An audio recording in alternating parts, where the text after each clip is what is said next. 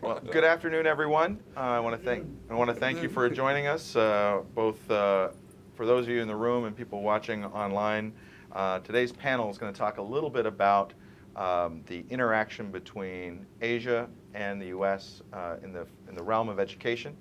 I want to give you a quick overview from my point of view, and I'm going to turn it over to our esteemed panelists. We're not going to do openings, and you have bios there.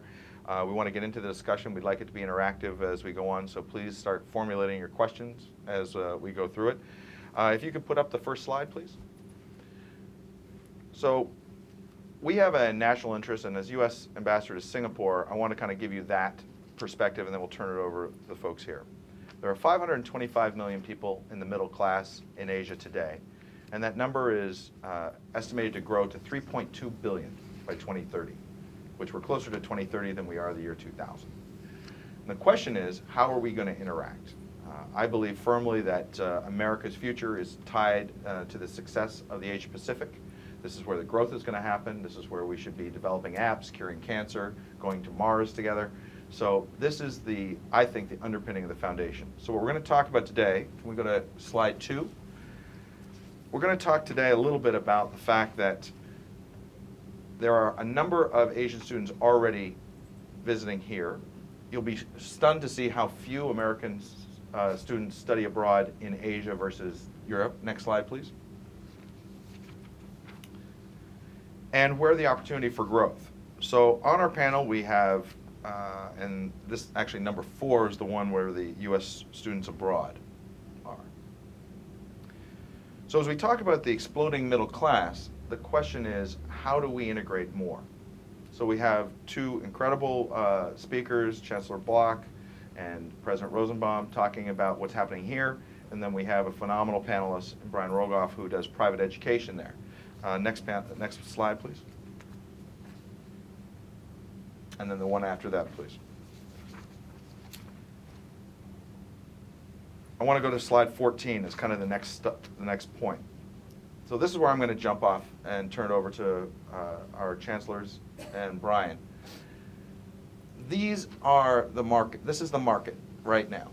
And if we are going to have a middle class that's going to know about us, interact with the world, and also be available to do the jobs that we can partner with, these are the folks that need to be educated. And frankly, our students and American citizens need to be educated about what's going on there. So that is the foundational piece of what we want to talk about today. Chancellor Block, I'm going to turn it over to you to give some of your perspectives on how things you've seen change over the number of years and where you see us going and the need for either government involvement or the private sector. Certainly. Thank you. So UCLA is a very big campus. It's about 43,000 students, undergraduates and graduates, and it has a very substantial fraction of international students. I think just from China alone, there's about 4,000 students at UCLA. So we're in the business of international education. In some ways, we're getting beaten up over it now, if you've been following the news in California, because there's a deep belief that somehow we're replacing Californian students with international students, or at least non-residents.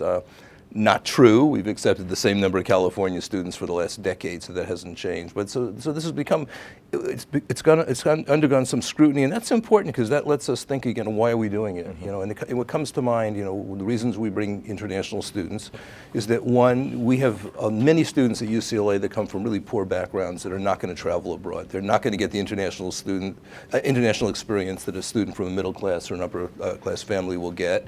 This is their international experience. And you know, I went to a living unit a few years ago, and 3 of the students who were from California said, it's unbelievable. Our 4th roommate is from Tokyo. And they said, how neat is that? You know, we're getting this experience what Japan is like. So very important, actually, in terms of this geographical diversity, in terms of our US students getting experience. Secondly, these students had, you know, extraordinarily skillful students. Our students from Asia especially come in with, you know, very high scores and lots of motivation. And, you know, they do, I think international students on the average do better when we look at their grade point compared to our domestic students do very well too, but I think they even do better. For those that return to their home countries, we build bridges, and often those bridges end up becoming collaborations, whether they go back and they start a company and they're always interested in having a collaboration in Westwood, or they enter universities and they build research collaborations. So students that stay are wonderful because if they become citizens, they add to the strength of our country, but when they go back, they build bridges. So the international students are a vital part, actually, of our educational program. If I could ask you, you know, California and the West Coast certainly has looked to Asia for decades. Do you see a change in your colleagues in other public universities off the coast as it relates to looking to Asia for students and collaboration?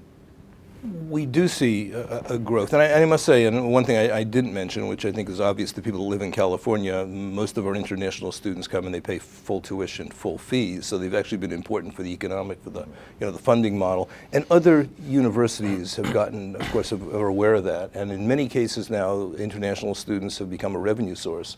There's decreasing state support, so we're seeing international students being welcomed nearly everywhere, and without as much criticism in some cases as in California, because California is such a large state with such a large demand of California students. So I think that certainly is the case. I mean, there's been a growth in the number of students, and as you mentioned, the problem is the fluxes aren't the same in both directions.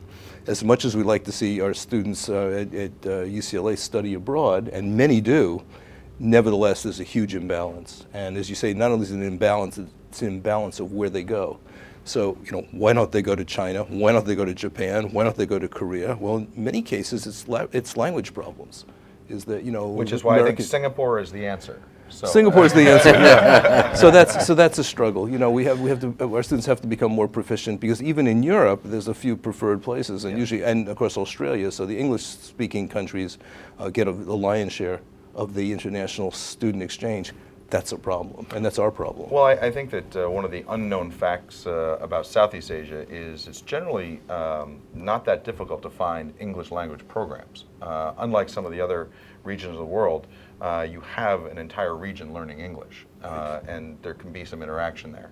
I'm going to turn it over to Tom, who's from a private model, but also from a technical model, what you're seeing, and also coming from University of Chicago, you have, you know, a little bit more of a more recent Midwest versus on the coast point of view.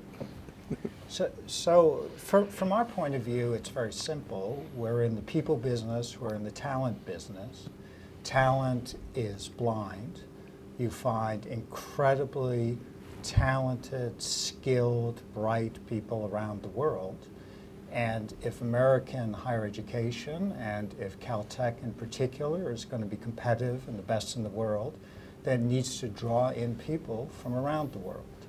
So we have an easy imperative in this fashion. Being private, we don't have some of the political constraints that Gene is talking about. And we also, of course, are a boutique in a certain sense, in that we don't educate huge numbers of students. Having said that, we see the demand increasing, which I think is extremely healthy. I don't think this is limited to California, although clearly the Asian orientation of California gives us a fast start and perhaps a recruiting advantage. But certainly at University of Chicago, which I was at for many years before moving to Caltech, there was extraordinary demand as well from Asia and Southeast Asia in particular. The distinction, however, between undergraduate and graduate is an important aspect. So if you look at research PhDs granted, there in the physical sciences and engineering in particular, where there's a deficit of interest and production in the United States with US citizens, a lot of programs have considerable number of foreign students. Caltech is about 60% domestic, 40% international this way. But we run a very strange program in a lot of ways. If you look at the finances, so in the physical and biological and engineering sciences at the graduate level, we pay students to do their work, either off government grants or fellowships. So you're talking about $300,000, $400,000 per student. And then we tell them they can't stay in the US and send them back. So as a matter of national investment, it's a rather peculiar model. It has the advantage of maintaining connections abroad, and I think it's important that we have a number of students who come here, do their work here, go back, and then maintain those connections, send their students, permit us to send our students to them, to your point. But it's not a good situation when we don't allow the choice of some of those trained individuals, PhDs, to stay here in the United States. And in fact, it's a departure from the historical advantage we've always had in terms of the direction of the brain drain. Thanks, Tom. Brian, I think that you see it from a different point of view, which is going into some of these emerging markets, providing English education, different models, whether they be at the high-end international school model or some of the lower-end, more affordable. Where do you see the trends going, and how do you see the student body that you work with looking to the U.S. or even the U.K. or our competitors, U.K. and Australia? Great. A couple things. I mean, I think some interesting statistics to kind of think about. You know, one, I think generally when people think of Asia, particularly in the United States, they view it as kind of a homogeneous sort of, bubble. And obviously, when you've been in the region for a while, you realize that it's actually quite fragmented and very different cultures. There are a couple interesting sort of ties that bind, though, and the most significant one, which is relevant to this discussion, is the value of education culturally, the value of getting a good quality education. And I think the other thing that ties into that is the changing demographics, and in particular the rising middle class throughout Asia, whether that's China, which has been going for a while, or even a country like Indonesia, which will have the largest middle class in Asia in the next sort of 5 years. But there is this sort of cultural, emphasis on getting a good quality education. And I think the other interesting thing to sort of think about, again, just statistically, is that when you think of international student penetration in universities, in the UK, foreign students make up around 12% of entire enrollment in universities in the United Kingdom. In Australia, that's between 12 and 14%. It fluctuates depending on how the Australian dollar moves and the political landscape with visas. In the US, it's less than 4%. So when you actually think about that statistically, and by the way, there's almost 1 million foreign students enrolled in universities in the United States at a very low penetration rate relative to competitor sets.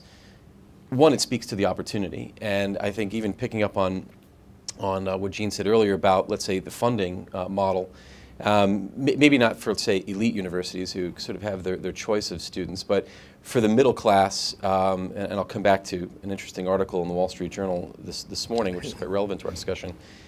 Foreign students represent a massive opportunity for underfunded state universities throughout the country. There's entire businesses that are being formed today that are operational and being formed that are focused on international student enrollment in public universities because it makes up a massive amount of the funding, and there's lots of examples of that.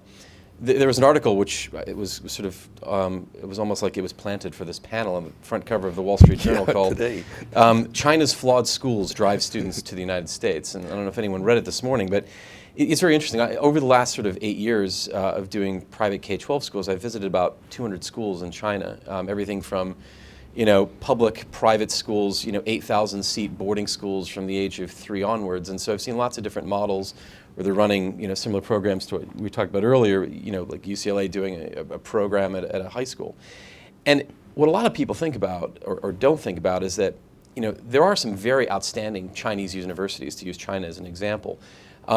However, there's an exam called the Gaokao, which is, the university entrance exam to get into universities. And if you do not do well, i.e. in the top, 1%, and by the way, there's 10 million people taking this exam every year, so it's the top 1% is a small pool. You're not going to get into the elite schools in China. And then maybe that's Tsinghua University or Shanghai Jiaotong or some of the stronger engineering universities.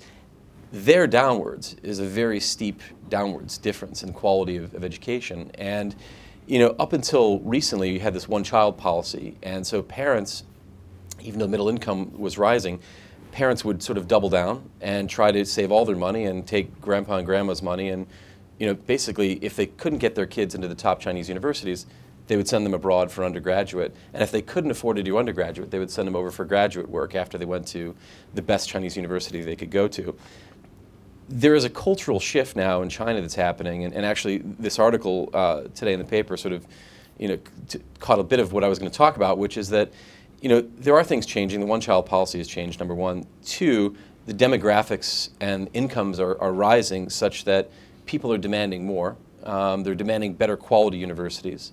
And if you actually think about the quality of universities and also, let's say, the pedagogical approach that, let's say, U.S. universities take versus Chinese universities, it gives students and then therefore the parents the best opportunity to sort of succeed in sort of wealth creation for themselves. And I think, again, if you look at some statistics, again, I'm talking specifically about China, but I'll talk about Vietnam in a second. In 2008, there was 100,000 Chinese students studying in universities in the United States. Today, there's 300,000 students studying in universities. It's 300,000 Chinese studying at universities in the United States. Vietnam went, again, Vietnam is a country of nearly 90 million people. 65% of the population is under the age of 37. Has one of the highest literacy rates in Asia, almost 86%. And of those Vietnamese that choose to study abroad, 68% of them choose to study at universities in the United States. We have, my group actually owns 4 schools in Vietnam, 2 that cater exclusively to Vietnamese students in K-12, and then some that cater to a mix of expatriates and locals. And I was giving an example earlier. We have a school which we call the American Academy, which is effectively an American middle school and high school, so grades 6 to 12. We started this school about 4 years ago as Greenfield. Today it has almost 1,000 kids just in secondary. All Vietnamese kids. We've been running a program with Syracuse where we basically offer Syracuse University AP courses. These students then take these courses as normal sort of high school courses. And because of the way the accreditation works with this program, they effectively graduate high school with a full year of college credits that are completely transferable. And so to give you some statistics for last year's graduating class, which was a graduating cohort of about 100 students, we had almost $1.5 million US of scholarships. Okay, so yes, maybe they're paying $10,000 to $15,000 in tuition, but when you look at even going to a state school and paying full tuition, the opportunity for them to test out of a first year by just getting those coursework locally, where they're in the same time zone as their parents and there's some cultural affinity, that's a big opportunity. And that model in Asia is really starting to grow. And I guess the final example I would give as a talking point is even just coming out of Asia, but giving another example of what we do in a market like Chile. Okay, so we have schools in Chile. We have 10,000 students enrolled in 9 schools in Chile, private schools. Instead of charging $15,000, $30,000 US a year for this tuition, we're charging $300, $400 a month. Okay, competing against a pretty poor quality public education system. These schools are actually taught in Spanish, but now we've introduced a bilingual stream. And again, it's the same phenomenon in Asia. Why are parents paying a lot of money when you think about it relative to their disposable income for private school education? English language, that's first and foremost the #1 reason for choosing it. And as a pathway to get them to their university destination of choice overseas, of which in Asia, with the exception of a few countries, the United States is the preeminent destination. So, and as I said earlier, it's quite underpenetrated at only 3.5%. So lots of room to grow. If we could put up slide number 2, because I think that we are at a Milken conference, which is fundamentally about doing good and doing well. You have 58% of international students coming from Asia right now, so in an underpenetrated market. That is not going to recede, but grow. So the question we have, I think, as we talk about education is how do we find ways for not just the UCLAs or Caltech or MITs, but how do you get University of Northwest Florida in Jacksonville to, if not get someone there for 4 years, get someone there for a year? And conversely, how do we prepare some of these other regions, whether it be Philippines, Vietnam, Malaysia, certainly Indonesia, to be in a position to enhance our student bodies here as well as a financial model? So I know that you, Brian, mentioned what you're doing in China with the high school model. Could you talk a little bit about that? Yeah, so we have a tract, actually in Nanjing, we have a tract within a private high school. So we offer for students that want to be prepared to go to the UC system, which requires a certain set of courses. We offer a tract for students, and this has been, I think, our 4th or 5th year operating it, and it's quite successful. And the students, almost every student Chinese student in this track will graduate and go to a U.S. school. You know, some will come to the UC system, but many will go in other schools. But what it does is it gives them really the beginnings of a Western style education while they're still in high school, and for many of them it just whets their appetite for coming to the U.S. We were using it. We thought it would be a very useful way to get some great students to come to UCLA. It does, but we're really sharing the wealth here. The students, great students, are actually going everywhere and getting into the best schools. So that's actually been quite successful. Has the political pressure on your spaces increased or decreased in the last 4 or 5 years? The political pressures from the state quite dramatically have increased the last few years. And the problem is we have this steady rise in the number of applications to the UC system, and UCLA leads the nation. I think we had 119,000 applications. I think of those, 97,000 were for freshman admission. So you have a large number of unhappy California parents, and even though there's lots of other places to get a great education, as I tell unhappy parents, this is one school of many. For many parents, they're very disappointed. They feel they pay taxes, and they say, why is my child's slot being occupied from someone from another country? And as I always try to point out, well, it's not actually your child's slot. We've actually increased the size of the institution. But that doesn't ring very well if your child isn't accepted. So I think the political pressures are strong, and it's not as if state legislature is saying, well, let's make that up by giving you lots more funds for the institution so that you can accept more California students, because we could just overnight literally begin to change the ratio a bit. We don't want to. We think there's a healthy number of international students, but it has become increasingly challenging, and the president, in fact, President Napolitano, agreed to accept 5,000 more California students for this fall. We think it's great. We just don't know exactly where to house them. I mean, it's been enormously challenging, but it was the right thing to do. I really think so. And the agreement is, with sufficient funding, 5,000 more over the next 2 years. So 10,000 more. That's the size of a small campus. Absolutely. Literally. So that'll help. I mean, but when you have a state with as many people as California, you're never going to satisfy the huge demand unless you actually bite the bullet and increase the number of UC campuses. Well, I get to see it from a different standpoint about the foreign policy benefit of it. And I can tell you, since I've been in this job for 3 years, the president of Singapore, Tony Tan, is a graduate of MIT. And when MIT did a regional conference, he hosted an event at the Astana, which everyone in Singapore saw, and people from the region came. President Ramos, former president of the Philippines, is just celebrated his 60-year alumni event at West Point. The amount of interaction that we have at that level starts in the classroom around this country. And so I can tell you from where I sit, the work that you do, and sometimes banging your head against the wall, is deeply appreciated. One doesn't want to overplay sort of the ability to help maintain world peace through educational exchange. But when you meet students in countries where they say, that one of the most wonderful times in their lives was spending time on our campus, that can't hurt. I mean, so demystifying the U.S. to students and not allowing countries on either side, us or other countries, to demonize one another is very important. And the way you do that is through these educational exchanges. Yeah, it also provides a mechanism when there are lots of tensions to make sure that there are conversations, as you point out. I mean, the Pugwash conferences during the Cold War were a good example of that, where physicists in the West and physicists in the Soviet Union at the time got together to talk about issues, basically physics, some nuclear weapons issues, obviously unclassified.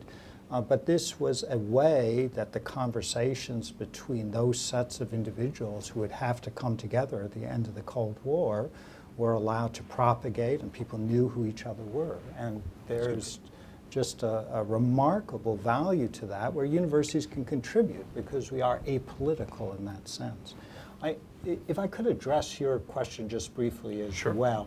I think that you can make the argument that the most successful industry in the United States is higher education. I mean, we have 10 times as many people applying for slots.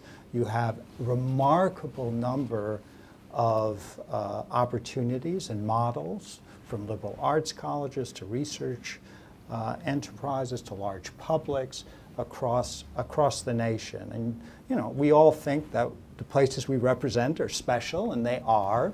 But the truth is, you can get an incredibly good education at many places across this great country. But we have to remember, to your question, what it is that's distinctive about an education in the United States.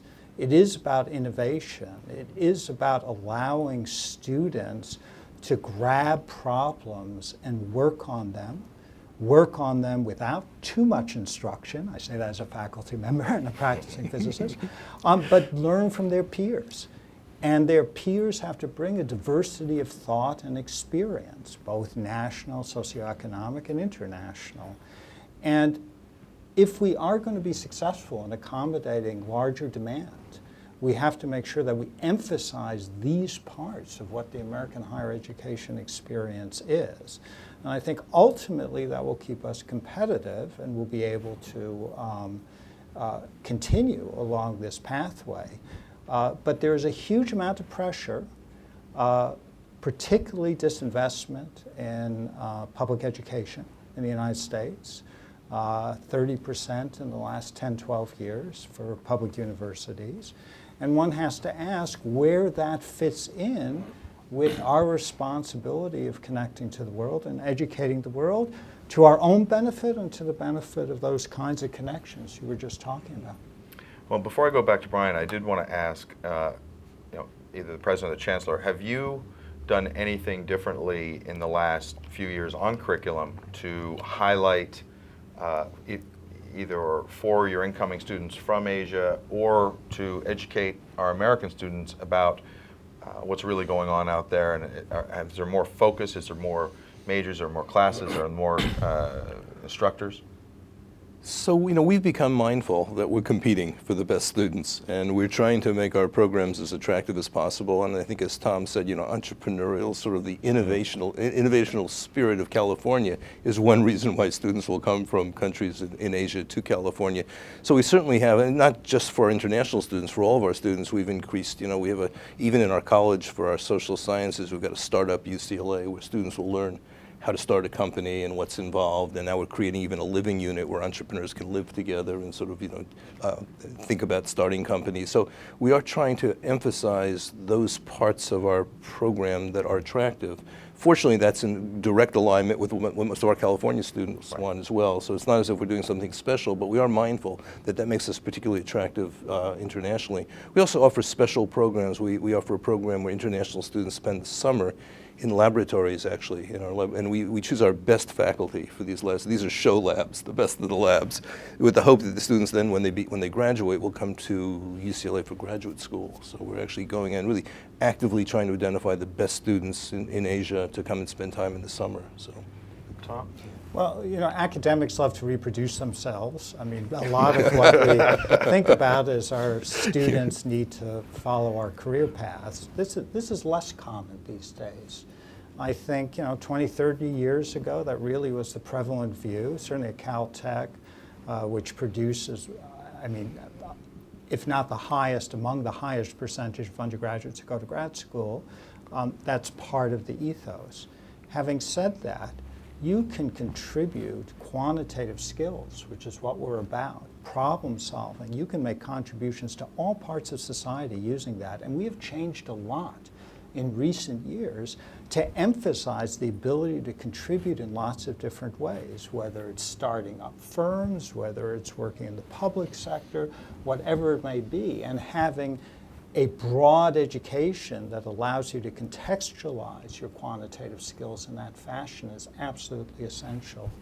So I do think that's a change, and I think it's a change that will continue. If nothing else, there are not enough jobs out there in academia for us to, in good conscience, train our students that way. Thank you. So Brian, you're on the ground out in Asia. Where do you see the trends going? I think that we do have competitor nations in the UK and to a lesser extent Australia, but that's mostly visa and cost driven, certainly not reputational driven. What can we do to get people off of just going to these great universities that they've heard of to some of our great universities that they may not have? How do we start that process? Yeah, I think that there's a couple ways you got to look at it. I mean, first of all, the biggest challenge you have is English language, right? Which a lot of people don't think about. But most of the students that are coming from Asia won't have come up through private international schools or even private schools where English language is the medium of instruction. They'll have come up through the local systems. And so what that basically means is if they've had no English language up until, say, the age of like 14 or 15, it's far more challenging to do intensive English language and get students prepared for, say, a college experience at that later age. And so there's a lot of emphasis right now, a lot of things that we're doing and others are doing, and actually there's whole businesses being created around, English as a second language instruction, quite intensive English language programs, even universities that are doing, pathway English language foundation programs where it's, you're not taking any university coursework for a year. It's almost like a gap year to learn English. And that's the biggest challenge in Asia is making sure that the quality of English language is good, because if it's not, it's going to set these students up for failure. So that's kind of barrier number one.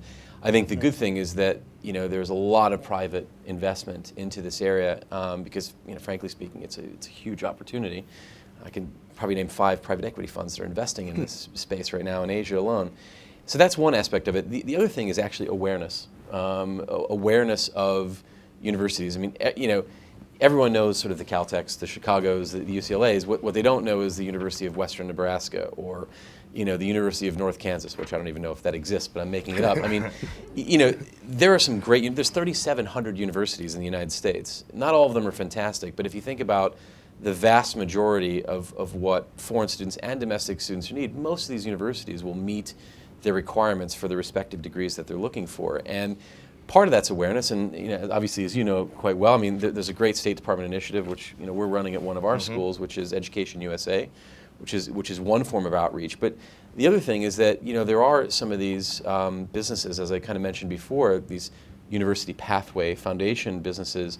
There's a company called Into, which was set up a few years ago that, effectively, their entire modus operandi is driving awareness of these schools. One, because these schools also have a funding issue, so it actually is a win-win. The university has a funding gap. These students need to find good quality public universities, and there's quite a lot of synergy. And so that is the other hurdle, which is if you get past the English language, it's the awareness. And I think between various, let's say, U.S. government initiatives, which are helpful, but they're not going to get us that far, and the private opportunity side, which has some strong investment behind it, either these university pathway foundation programs, over time, that's going to drive this penetration from sort of 3.5% to 5%. And if you think that at say 3.5%, that's 1 million foreign students, doubling that, which is still half of the UK or Australia, you're talking about another 1 million students and growing. And that's massive. That's massive in terms of the economic impact to the United States. It's massive in terms of the diplomatic impact, for all the reasons we talked about. And then again, job creation, are we creating more entrepreneurs, the innovation that can come from that? And so it really is a win-win. And I think if you get past the English language part, you raise the awareness. The U.S. will still be the preeminent destination. Australia benefits when the currency is weak. The UK has its own issues, we could have a whole panel on that.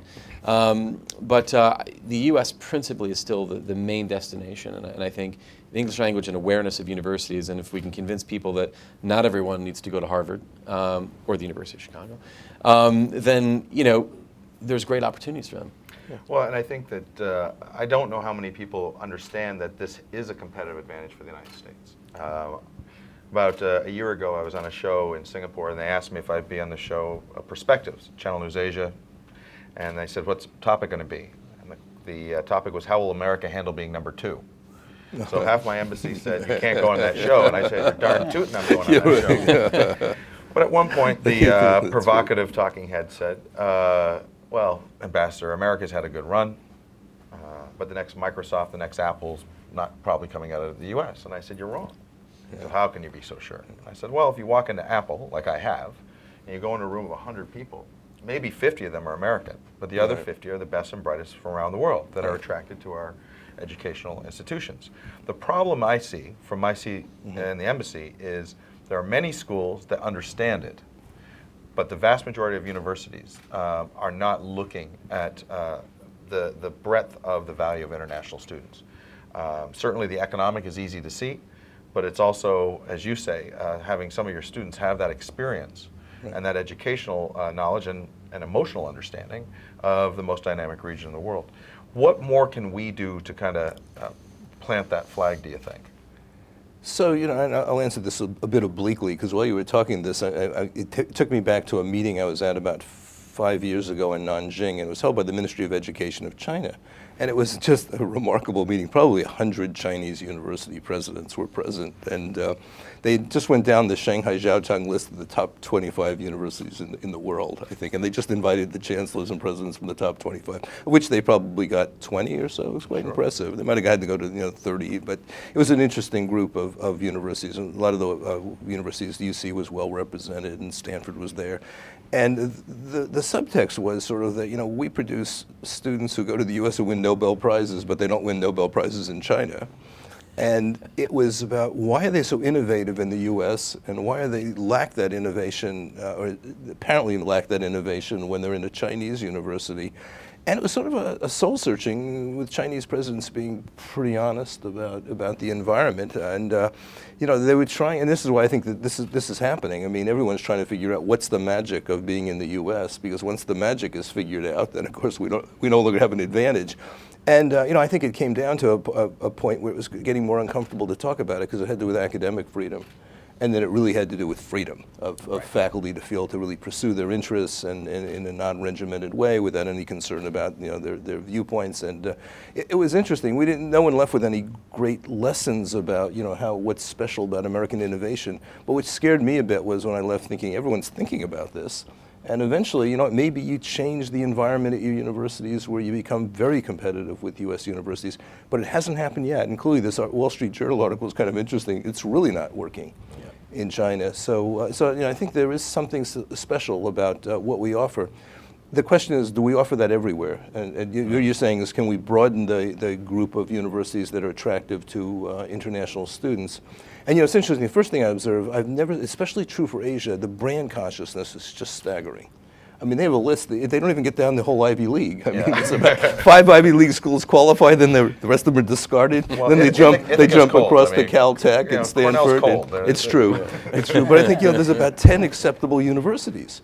And of course, not everybody can go to those universities. So the challenge is, how can you educate an international audience that, as you say, which we know, is that there are great universities throughout this country, great colleges throughout it, and they're missing a lot of the wonderful, powerful diversity that we offer in educational models. And I have to assume that any of those universities, really, this sense of freedom and innovation and entrepreneurial spirit is there. Maybe not as much as a California university in the Silicon Valley, but it's there. So well, we talk about 4 things at the embassy that make America different, and I think the education part of that fits right into that. It's creativity, innovation, diversity, and fun.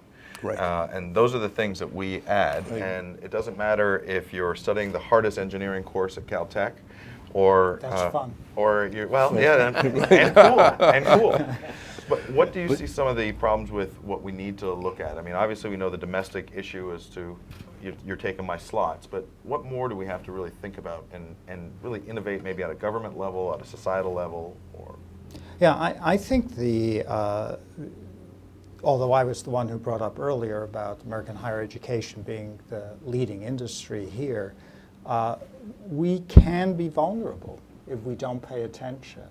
There are huge investments being made in other parts of the world, and there are awfully smart people everywhere. As you point out, there are characteristics of American higher education which are robust and special.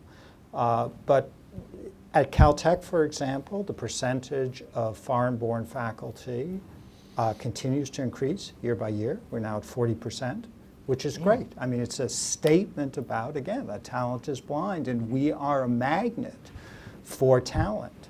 Having said that, we know that those connections can be tenuous. And we see a lot of those faculty members, particularly Chinese faculty members, who see large investments being made in science and engineering in the leading Chinese universities, want to spend at least part of their time back in connection with those universities. So you can lose people. So one thing we're trying, and I don't know how generalizable this is rather than trying to ship large amounts of students back and forth, which given that we have 1,000 undergraduates would be distorting for us, is to have faculty members, when they start their time at a Chinese university, take a certain number of those to spend a year at Caltech. And that way to introduce them to what we do, introduce our students to what they do, hopefully provide more opportunities for exchange in this way through knowledge. And we're a research university, with a strong educational component, but we're fundamentally a research university. And so that's the language we speak, and not everybody does that. But you could imagine a more generalizable way where personal experience in that fashion at the faculty level or starting faculty level could then build that sort of knowledge and those personal connections. And once you send a few students, of course, then then there are generations of students who know about that. We see that in high schools as well. Once you have a number of great students who come through and matriculate at your university, then you wind up getting a pipeline going. So I think we're going to need efforts like that, which really introduce more broadly what's going on. But we also have to continue to invest and think and pay attention because competition at the top of any industry is always tenuous. Do we have time? I think we have time for a couple of questions. Do we have any? Oh, we've got a couple. Thank you. So actually, I read another article about education in the U.S. For foreign students in the Wall Street Journal a few weeks ago, and it actually talked about a few problems in this sector, how it's very privatized. It was talking about actually, I don't remember the university, but it was one of the less famous ones, and that how the middlemen companies, private companies that are doing recruiting for them, is so or so focused on profit that they're just bringing people who can't even speak English, who didn't pass TOEFL, to that university to study. And I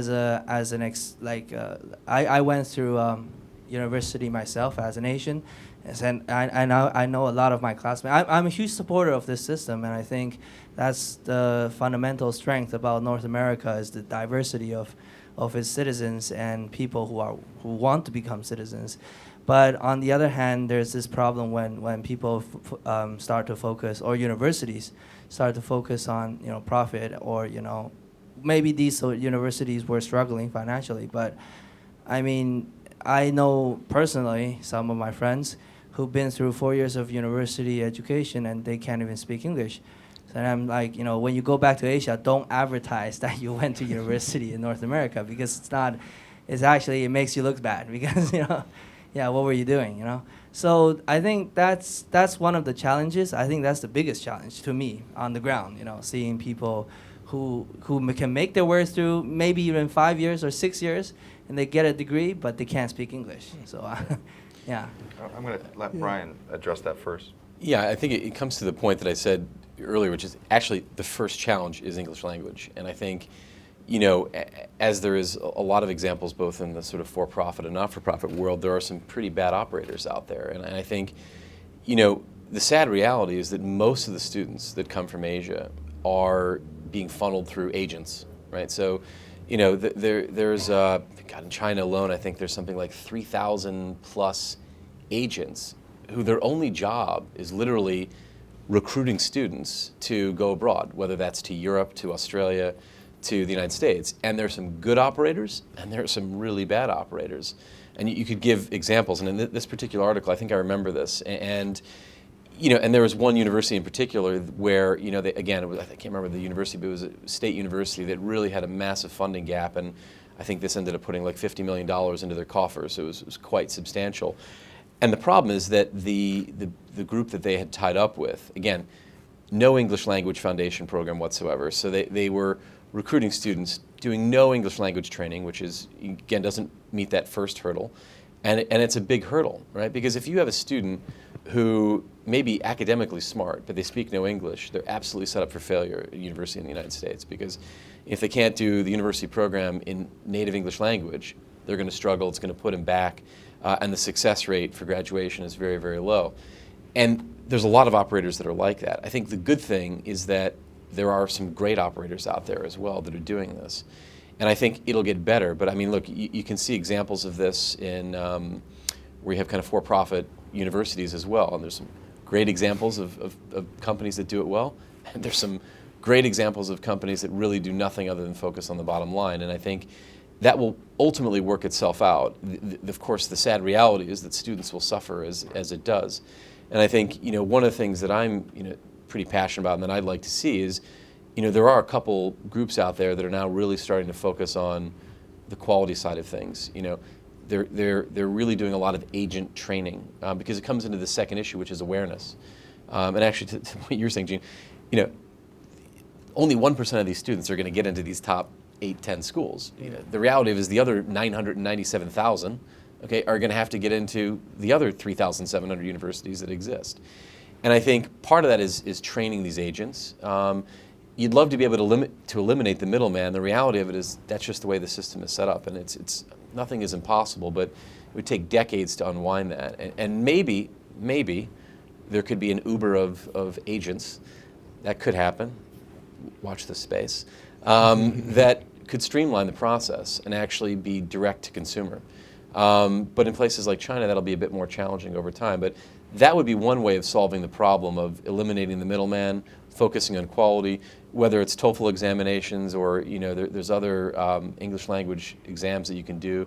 Maybe the prep work is actually done locally to save the students a little bit of money before they venture abroad. But get English language right, make it embedded for a year, make that a prerequisite, clean up the agents, and that will solve a lot of the problem. But I think the education of, we were talking about educating the parents about more than 10 schools. I think it's because of that the disparate level of colleges and institutions here. That's what makes people default to schools they've heard of and know. So it's because of some of these bad experiences that everyone gets thrown. So there's a lot of education that needs to be done over there, but there's a lot of education that needs to be done over here because this has been a very challenging funding decade, really, for public education, and we have some institutions throwing some Hail Marys. That's right. And we need a consumers union. We need a consumers union report for international students that they can look through a list of all the schools and which ones are supportive and have the right kinds of support. I haven't seen any really good. They may be out there. That I haven't seen any really good studies that list each American university and how good they are actually for international students. What I find is it's interesting. I go to all over the world, but I'm in India and China especially. Parents come up to me and it's interesting questions they ask me. They're so engaged with their children's education. They want to make sure.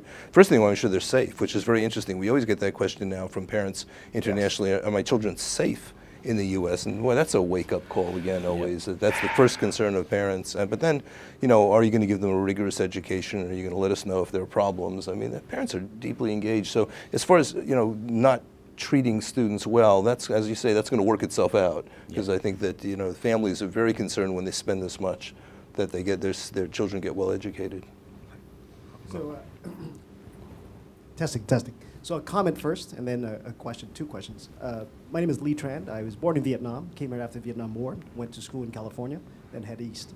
The first comment I want to make is, I'm actually less worried about our competitive advantage, and I'll tell you why. Coming from Silicon Valley, we Americans aren't afraid to fail. Failure is okay. In fact, you want to fail quickly, and you want to fail often. I think in Asia, you lose face when you fail. So from that perspective, it will take a cultural shift of mindset in Asia to have that, innovation or freedom of academia. And I think that's going to take generations to overcome. So I'm less worried about our competitive advantage from education, and I welcome that later on. Then the second is, generally speaking, I find it a little bit ironic, and I'm going to push you on this. We see education as a business here, yet over in this part of the world, we're making a lot of online education free. Particularly from MIT, from the UC system, and others, to make it available for ranging from the Khan Academy to the upper education of elite, and then we have a rightful capitalist who wants to monetize the education process in Asia. So in the spirit of this Institute of Doing Good, where do we draw the balance? Where do we create the balance of liberating education, making it affordable for everybody, instead of making money off of it? Well, I'll let the capitalists talk about that. But from a government point of view, I think that there's a difference between what we do domestically versus what we're doing to support the education with international students. Business. Well, I'll be very clear. For those of you who don't know, I actually was born in Canada. I came here to go to college, and now I sit here as the U.S. ambassador to Singapore. That's only possible, in my opinion, in one country in the world. But while I didn't have to go through much travails to come to this, I'm an immigrant, and education changed my viewpoint and my opportunities. And I would have paid twice as much for that. But those of you who are fortunate to be born here don't have that same outlook. But to your point. Yeah, I mean, a couple things. Just on your first comment about saving face, I mean, I've been in Asia for 20 years, so I'm used to sort of trying to save face. I think it's changing a little bit. Not in every country. China's changing quite a lot. There's quite an entrepreneurial culture, And I think because a lot of people have looked to Silicon Valley, and a lot of the entrepreneurs in China today were educated, in the universities, principally in California. Particularly the more successful entrepreneurs have spent time. That cultural dynamic is changing. In other countries, it isn't. At the same time, though, it ties back to when those folks are educated here, they are learning because they're young enough, so it's not too embedded that it is okay to fail. And it's good that they learn that and they bring that back, and then and that's why it's started to build on itself. It will still take some time in some countries because you don't want to lose face, but it's changing rapidly. I can remember 20 years ago when I first came to Asia, and it was very different. There were no companies ever failed, period. All startups were successful. It was an amazing success ratio. But that's changing. I think on the second part, which is really around, let's call it online courses. It's interesting. MOOCs. You've got some great private, not-for-profit universities with massive, double-digit billion endowments, who theoretically could never charge tuition ever, make a modest rate of return and give free tuition. They could also give the courses for free. But let's face it, they've got brand dilution. If all of a sudden Harvard, MIT, and every other school that has a MOOC decides to put their courses out there with accreditation, okay, meaning that you get credit, now all of a sudden you've gone from an application to acceptance ratio of, 100 to 1, 10 to 1. Now you're going to have 1 million people graduate from MIT. It's just not in their nature, even though they're not commercial animals. I do think that there is an opportunity for a balanced approach, and it doesn't have to be for-profit, although there's some positive aspects of for-profit education insofar as ultimately if you don't provide a good quality product, you're not going to be making profit very long. So there's an inherent motivation for the good quality operators to do that. And I also think that there's a funding issue generally, that's going to hold some of this back. I think, I was at a lunch panel, which actually you were at as well, and I think part of it is that you have to think about the fact that not everyone, should be doing a 4-year university degree, because a lot of the jobs that are going to be available don't require it. And so, there is a whole other opportunity around, again, whether that's vocational, which I happen to be a huge fan of vocational programs, because when I look at things like whether it's IT technology, coding, quasi-engineering, not a full engineering degree, these are the jobs that are available right now where there's a massive supply-demand imbalance. And actually the opportunity cost for these students of doing a 4-year degree and the debt load that they'll take on just makes no sense. And so part of the model needs to be flipped on its head a little bit, and part of that is educating parents. And in Asia, educating parents on not doing a 4-year degree is very, very challenging. Not impossible, but very challenging. And part of that is that they have to be able to see the pathway for their children to find meaningful jobs that can translate into real wealth and income creation. And that's an education in of itself. One question?